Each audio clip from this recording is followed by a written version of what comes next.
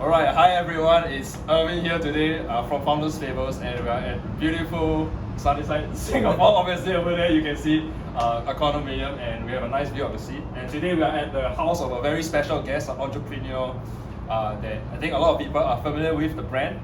So without further ado, I'd like to introduce my special guest, Joshua, and get him to share more about himself and what business did he start. Right. Hi everybody. I started a brand called Ergotune and Everdesk in 2017-2018. It's primarily an e-commerce brand. We sell ergonomic chair and standing desk. I've been doing that for about 6 years. Yeah. Understand. And you mentioned like he was 3 founders, right? Yeah. So were you all like classmates or like how did you all even come together? We were poly friends. So Wow. 3 of us, I would say we spent a little bit too much time together. And after poly, all 3 of us actually went to the 3 different universities. So one SMU, which is me, and NTU and NUS. Yeah. So after our university life, we decided to try out this thing called entrepreneurship. Back then it was the buzz. I think right now it's still quite buzzing. Yeah, so wanted to see what we could do, and then we decided to give it a go. Tested a few businesses and finally landed on Ergotune and Everdesk. Understand. And what are some of the businesses that you guys started before pitching this? We did. So a few of us got different experiences. I started another company that did travel itinerary. It was dead when Google Trips was launched. Yeah, very good.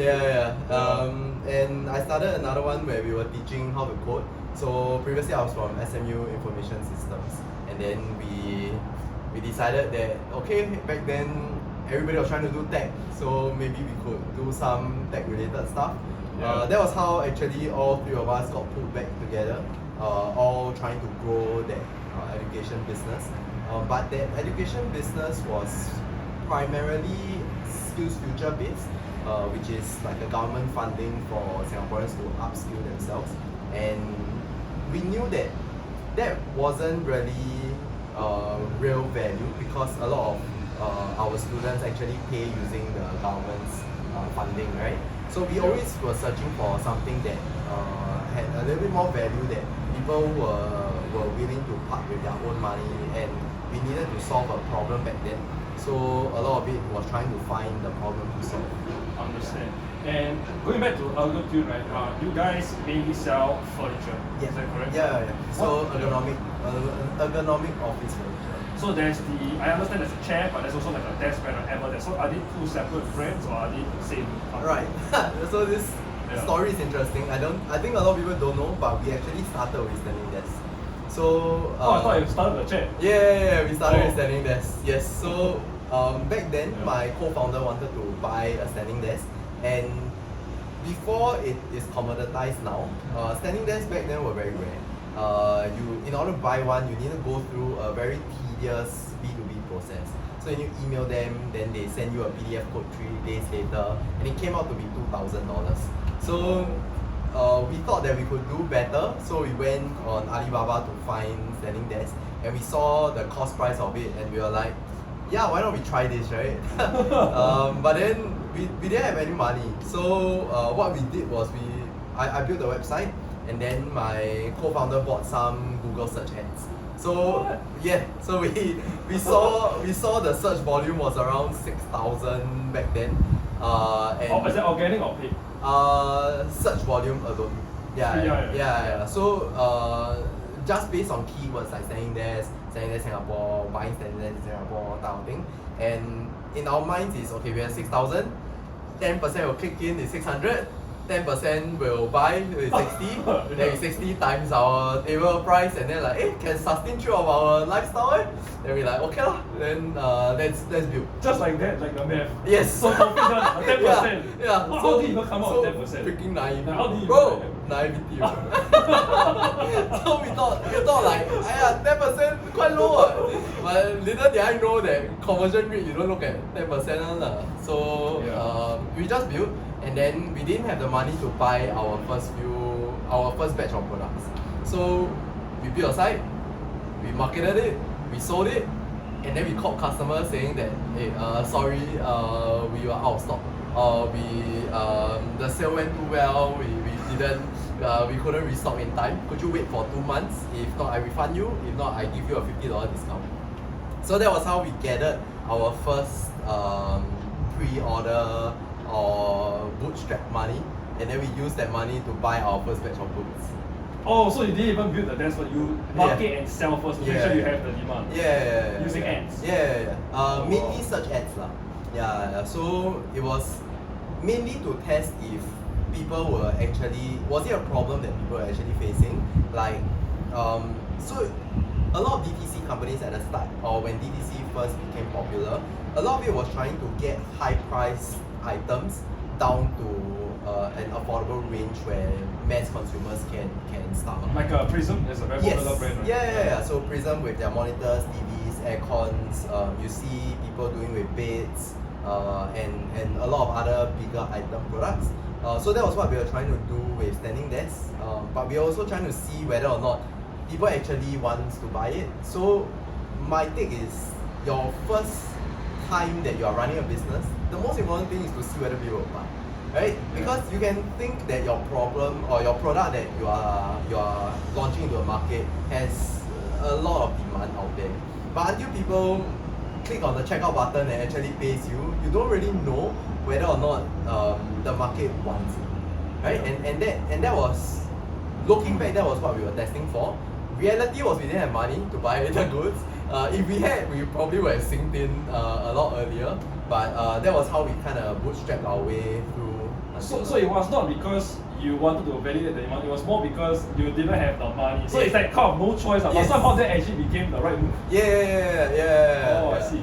And I'm curious, like you mentioned search ads, right? So how did that funnel look like? Was it just a simple landing page with a very simple product price? Right. How did that work? So the whole website was built taking some of the suppliers' photos, photoshopping it so that it looks like it is an actual desk. But we actually built a configurator, which you can see the evolved version now on Everdesk website, where you can actually click the different colors and see how the actual product looks like. So that adds on that customizability and how consumers can actually see how the desk looks like before it even gets delivered. So that whole thing was built out before we actually marketed it. Understand. Yeah. You mentioned it's built up before you marketed it, meaning to say you already saw the product yourself and everything. It's just that you haven't ordered it. We have not we have not seen the product. We've seen it on Alibaba. There were some good reviews. And that was all that we Okay, but it was basically the Alibaba product. It was not something you built. No. Directly. At the start, OEM. So at the start it was primarily OEM. My take is, in the DTC realm, you can invest a chunk of money in researching a brand new product without testing the market demand, but that comes with experience, right? It comes with you knowing that this problem is something that people are willing to pay for X amount of money and to solve a problem that they are facing, right? And back then we didn't know how to look at problems that well, so it was mainly OEM, but at an affordable range. So when we first started, we were selling it at $749 per desk, and in the market was $2,000, right? The gap was huge. So a lot of people were willing to pay for it. And I'm just curious, like, why didn't people like you? Why didn't they go to Alibaba themselves? Or was it at that point in time where maybe people still don't understand about dropshipping? I think there are a lot of reasons why people buy from brands. If you look at how you purchase things yourself, right? There are some things that you are okay to buy on Alibaba. There are some things that you want to buy from a local brand. And if you dig deeper into that customer psychology, to buy from Alibaba, there's a lot of obstacles that you need to jump through. Long shipping times, right? I experienced it. Long shipping times. If you want to return the product, it's incredibly challenging. You want a warranty, especially electronics. If you buy it and then it doesn't work, most likely you chuck it, right? You are not gonna go through that whole process to return and do all these things. So for us back then, what we did was we provided warranty, on-site installation, servicing, customer service. So people were willing to give us a shot. and test out our products. Yeah. Right. And how did that work? Because you mentioned this the first time you are going through this Right. kind of e-com B2C business. Yeah. How do you understand how to service the chair or the customer? Like, was one of you all come from like an engineering background? How do you know how to do all these things? Right. None of us came from engineering background. So a lot of it is communication with the supplier, trying to understand the problems that each desk face, case by case basis, right? And if you do e-com before, you know you can't have 100% perfect products, right? A good supplier might give you 2 to 3% defect rate, and that is pretty good already. Right, so with those, then you fix it with the supplier or you change out a brand new one for them, and then you communicate with the supplier on why certain things happen. Yeah, but as with all businesses, there are huge problems that we have faced before. We ever did a corporate project, 100 over tables, and all of their software had issues, so the tables couldn't move, and we had to change out all of their control box immediately, like one by one. It was terrible, but it's just pains of like a growing business. Part of the game. Yeah, it's part of the game. Understand. So I'll take us back more to like in time, right, when you were growing up. Right. I'm sure a lot of the listeners or viewers, they're curious, how was your life like growing up? Some people even ask, did this entrepreneur come from a background with a lot of money to begin with? Like, Right. How about that? Yeah. So all three of us came from, I would say, average to below average family background. But I think what we all saw was that we wanted the risk-reward ratio to pay off, right? So if you work in a large company, and there are benefits in working in a large company, right? Don't get me wrong. Like Fang, right? A lot of people are Singaporeans. Yeah. It's amazing, right? But you are the amount of effort that you put in to kind of grow certain things requires a lot of layers to see the effort that you put in and whether or not does it really get realized, right? So personally for me, one of the things that I wanted to see was how good am I with doing my own things. And if I did it well, I want that reward to pay off. Right? If I suck and I'm stupid, right? And then the market kills me, it is what it is because like I'm just not good enough to win in this market. Right? So we really want to test that. And all three of us went through our own experience. For me, that trigger came from doing an internship. I saw my boss in a job for 8 to 10 years doing the same things that I have learned. And when I asked him like what would he have done, he gave me a lot of dreams, right? He told me that I would start selling anime figurines. I would Anime? Yeah, that was his It's thing. like otaku. Yeah. Singapore. Yeah. So all of them had their own dreams, but once you have that opportunity cost to leave a well-paying job, the decision becomes a lot tougher. So when Golden handcuffs, right? Yeah. So when we were still uni students, we had no liabilities, right? We had no house, no wife, no car, we had nothing. So how old were you guys back then? Just graduated, so 28, 27, 28, yeah, around. Graduated around 20. Yeah, 28. Oh, not like 25. No, I came from poly. Came 2013 to 2017, yeah, around there. 26. 26. Right. Yes, right. 26, Okay. yes. And weren't you guys, like, because you come from SMU, right? Like, a lot of SMU, they were offered probably a lot of good jobs. Like, were you not offered those jobs? So I started in my final year of my university, and I started an education company in my final year. The coding one? Yes, and I gave myself 1 year after graduation to figure something out. And if I didn't have that, my cost is probably back then the fresh grad salary maybe 4K. Maybe if you are better, you are 5K times 12, you get about 60K. Yeah. In 20 years time, can I live without 60K looking back? Probably yes. Like so that was you like, see things, right? You just look at the numbers. Yeah. Like, you think about when you are young and you see how your parents buys like cars and houses. 60K suddenly sounds very small if it gives you a time or place to try something that could potentially give you a high reward. Absolutely. Yeah. Yes. So that was what we were thinking of. So 1 year, 1 rate.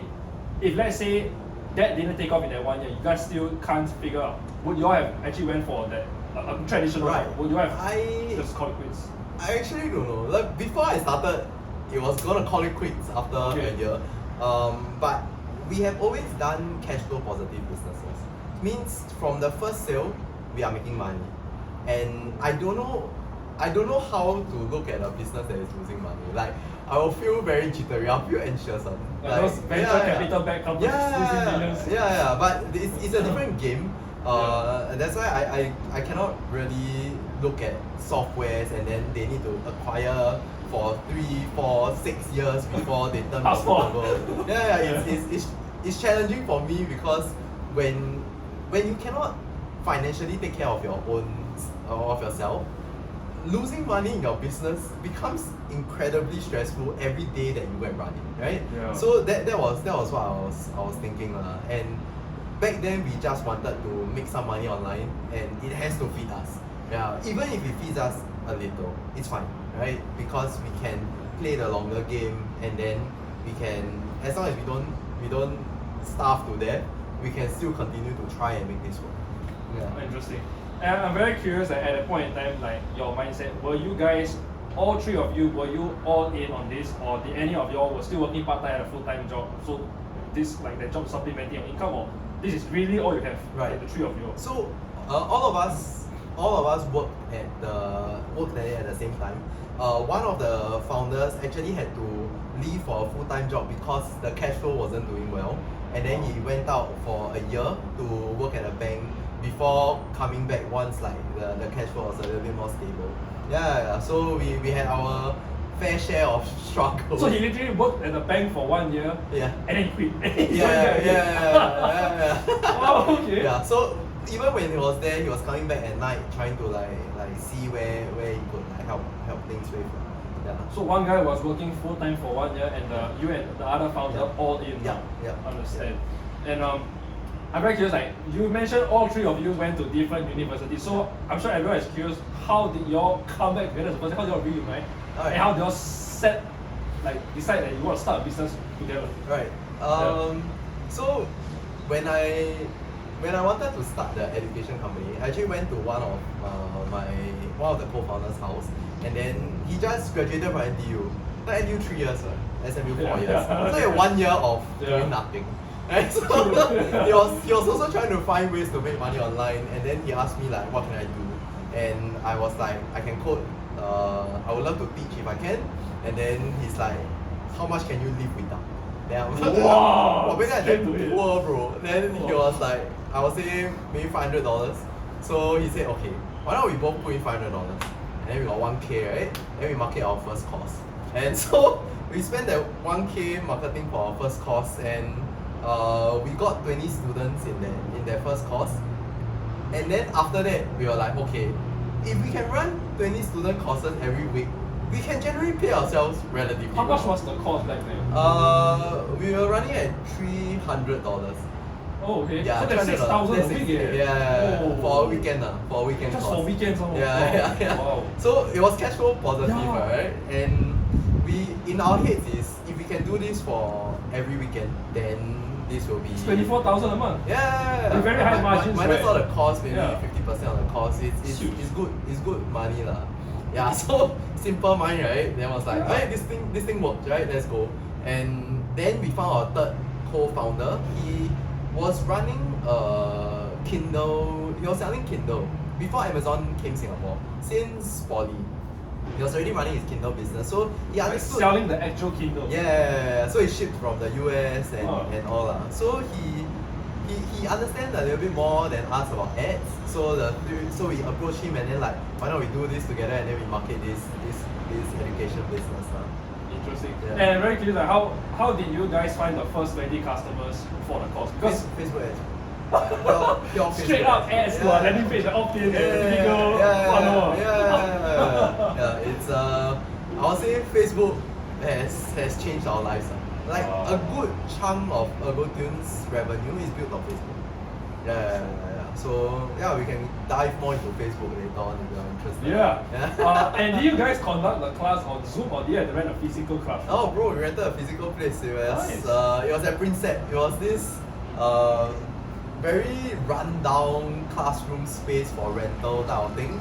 And so we had 6K in revenue, right? Spent 1K on ads, 1K to rent the space. So we had 4K. So that was how we split. 2K each. 2K, Yeah, 2K each. For working 2 days. 2 a week. days. Yeah. And how many hours? How long was the class? 8 hours. 8 hours Okay, what? Not for bad. 2 days, so 16 hours. Oh. Yeah. And you are the teacher because you are Yeah. the coder, right? Yeah. So he can't even code. Like he's the background guy. It's the what you see, what you get type of website builder lah. He understands user experience and how the flow should be like. But he deals a lot with the SkillsFuture side, the admin, handling the students and all this. Yeah. But we do everything lah as a startup should do. Yeah. Understand. Yeah. Yeah.